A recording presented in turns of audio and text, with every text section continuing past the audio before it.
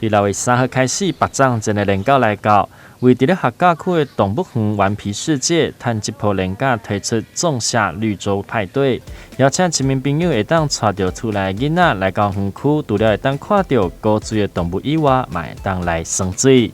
然后在这边要跟各位推荐，就是说我们这一次端午节连假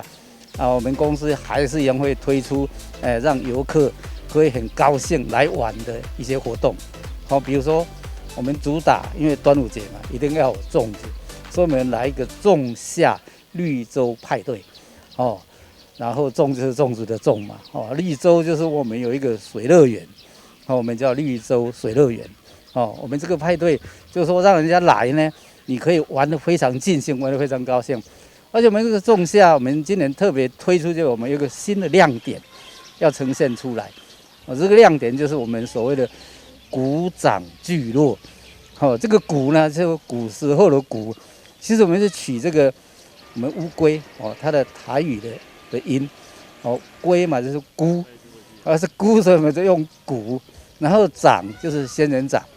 哦，所以我们有这个鼓掌聚落，哦，就把我们原先那个仙人掌区。然后再把它改造，去把它美化啊，弄一些置入一些动物，可爱的动物，